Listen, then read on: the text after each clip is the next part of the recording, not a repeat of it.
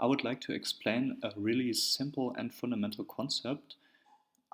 It's about attachments, why we answer to attachments, and how to answer and how to respond properly. So, it really often comes up in games that you attach a stone. And let's think about if your stone got attached, how to handle the situation and what actually happens. Um, Here we clearly can see before the attachment, in this case, black has 4 liberties. And if white attaches, white is actually erasing 1 liberty, and so it's hurting black. But we need to keep in mind that while attaching, white only got 3 liberties as well. And it's black's turn now. So if black answers locally, he will clearly get a local advantage. So black wants to answer. And black has actually 2 direct ways to do it. The first way is the Hane on either side, of course, because let's think about if we play the Hane and just white tries to capture. In this case, black is clearly faster and captures first. So, in taking the liberty shortage into account, it's quite good to answer with the Hane, or you can answer with an extension, of course, either way, because if we compare the liberties again, 3 to 3, if you extend, you actually increase your liberties to 5 against 3, and of course 1 shared liberty. So if your stone got attached, you have to think about actually these 4 moves. Of course, there is no general rule which you can apply. In every specific situation, you need to think about every move you can possibly play here. But if you answer one of these 4 moves, you get a local advantage. So let's take a look into some examples. Yeah, in this game, black approaches the corner and white decides to kick. And now we got the exact same situation as shown before. And black has to think about 4 moves now. And while we like going through these procedure in our minds, it's actually quite interesting because in this case you don't want to play D, of course, because if you play the stone, it has only 2 liberties right away from the start, so that's actually not a really good idea. Mm, quite yeah, I mean, it really depends on the situation in every case. Sometimes you see something like C. Of course, this is second line, and you try to avoid playing on the second line as long as you can because it's considered really slow. And if white, yeah, white has actually 2 ways to answer. If white just simply answers here, you can take the Atari and play a light move.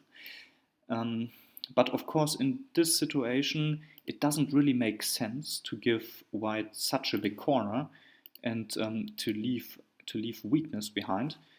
Um, if black is actually in a dangerous situation, it can make sense, but in this case, clearly not.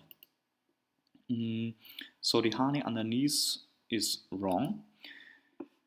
Let's think about the extension. On the second line again, you really are trying to avoid it. And if you play there, yeah, white actually can do a lot of things.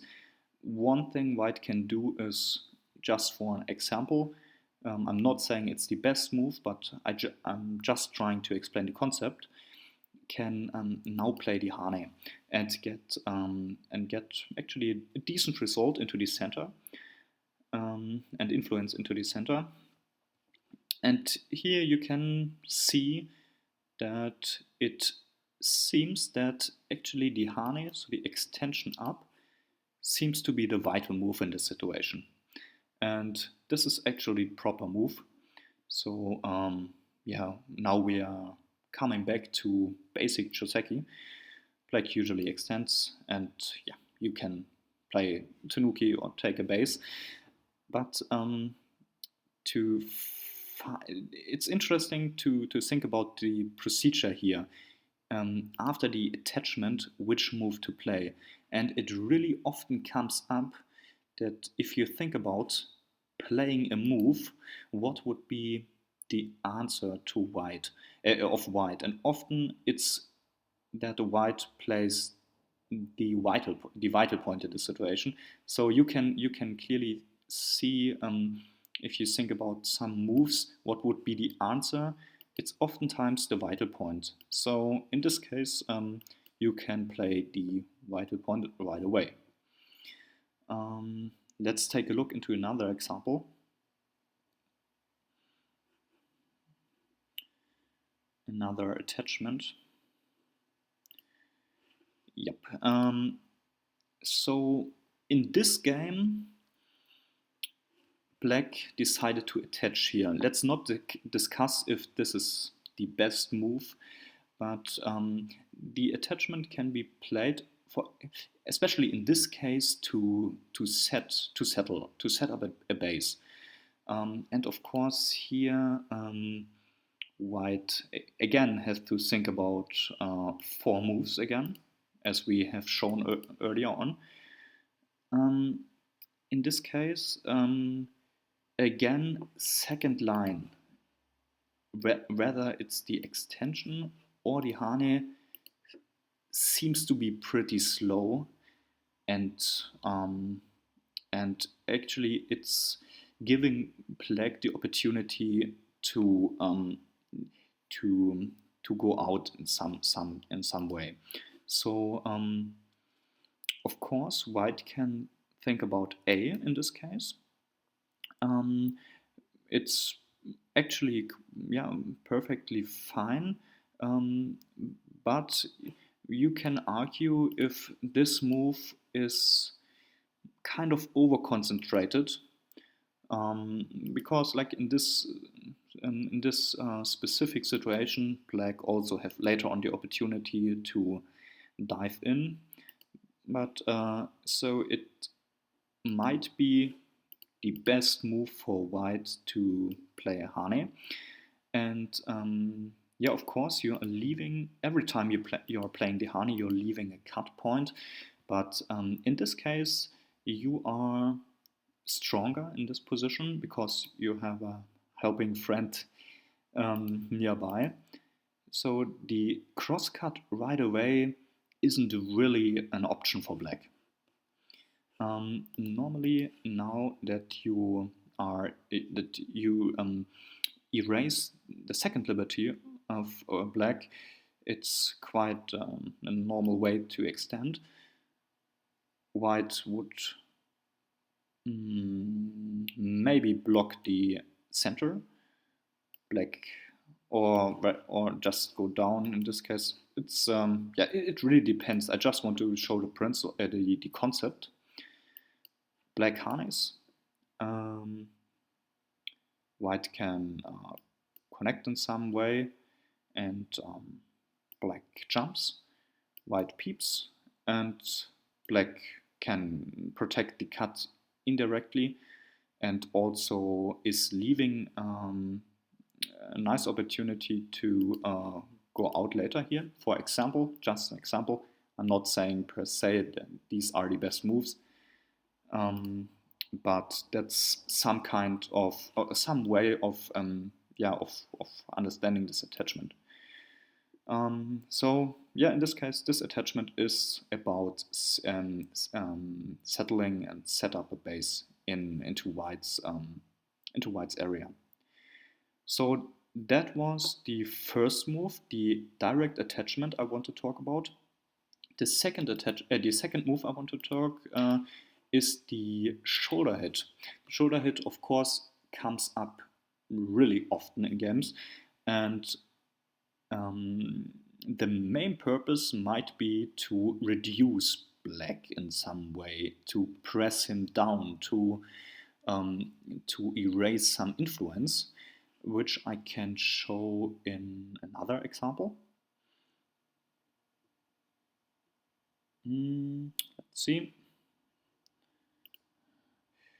Yeah, it's actually the same game, and as we talked about earlier on, in this case we can see that black is about to build such nice, or at least has some potential here to build something, and white decided to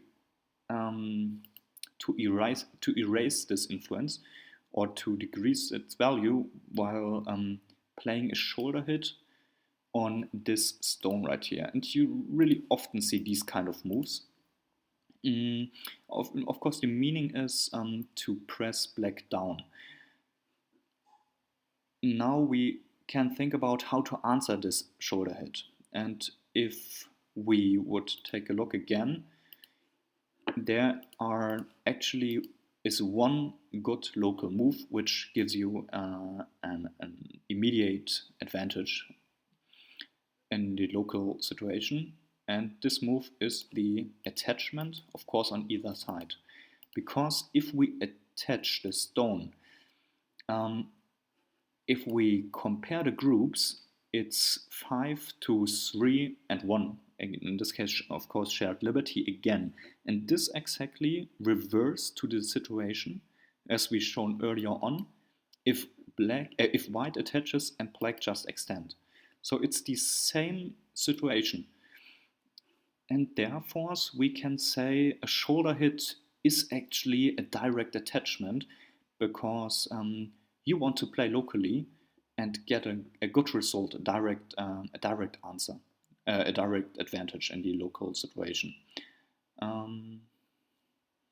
So let's take a look again to the game. And yeah, here white again has two options: to play locally and to get an advantage.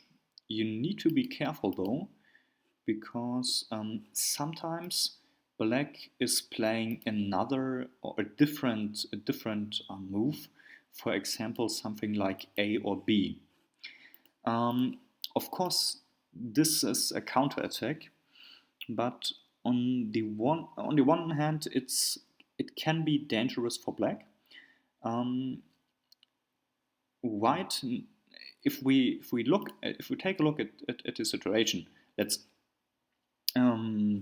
we again can say in this case we got the shoulder hit, but now it's white's turn, and of course white wants to answer, and if white has the time, of course, white can block this direction. This is of course a good move in many ways, because it blocks one way of black's of black stone, and of course it's again really badly hurting the p3 stone in this case. Again, it's the same shape we spoke about earlier. If white has the time, the block is a really good move. Let's talk about another example where we can play the shoulder hit. In this game, it's white's turn, and white decided to shoulder hit here. And again, black has two options, and black decided to push here, and yeah, to make a connection between his groups here. Of course, that's actually the aim white has, to press black down.